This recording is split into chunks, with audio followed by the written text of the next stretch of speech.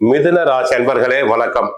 மிதுன ராசி அன்பர்களுக்கு செப்டம்பர் மாத ராசி பலனை நாம் காணலாம்.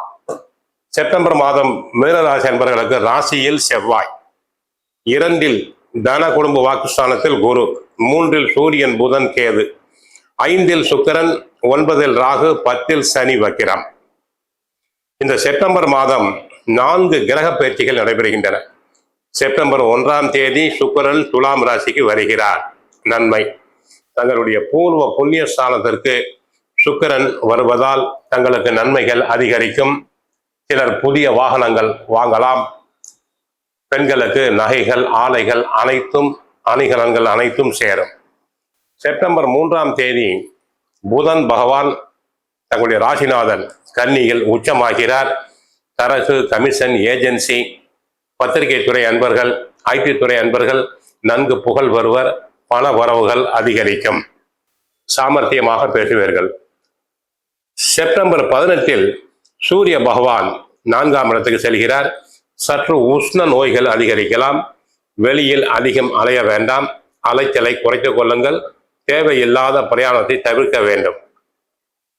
செப்டம்பர் 20ஆம் தேதி தங்களுக்கு செவ்வாய் பகவான் தங்களுடைய ராசியை விட்டு விலகி 2ஆம் இடமாகிய தன குடும்ப வாக்குஸ்தானத்துக்கு சென்று குருவுடன் இணைகிறார்.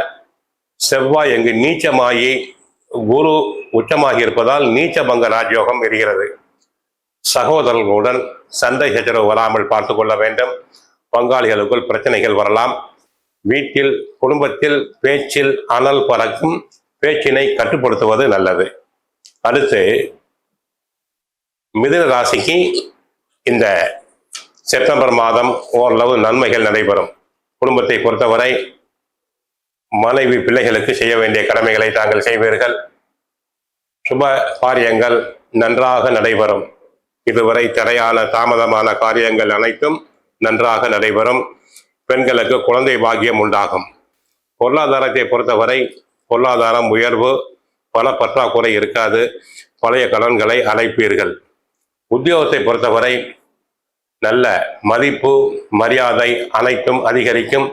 உயர் அதிகாரிகள் தங்களை மனமாற பாராட்டுவார். தங்களுக்கு இடமாற்றம் கிடைக்கும், பதவி மாற்றம் கிடைக்கும், சம்பள உயர்வு கிடைக்கும். தொழில் வியாபாரத்தை பொறுத்தவரை நன்றாக இருக்கும். தொழில் வியாபாரத்தில் பொருட்கள் தேக்க நிலை அடையாது. வெளிநாடுகளுக்கு ஏற்றுமதி செய்பவர்களுக்கு அபார லாபம் உண்டு. பார்ட்னர்ஸ்களுக்குள் அட்ஜஸ்ட்மெண்ட் இருக்கும். சாமர்த்தியமாக பேசி பணம் சம்பாதிப்பீர்கள். அரசியல் துறை பொறுத்தவரை சூரியன் சாதகமாக இருப்பதால் கட்சிக்குள் தங்களுக்கு புது பதவிகள் கிடைக்கும். தங்களின் ஆலோசனைகள் ஏற்கப்படும். மக்களிடையே செல்வாக்கு, புகழ் பெருகும்.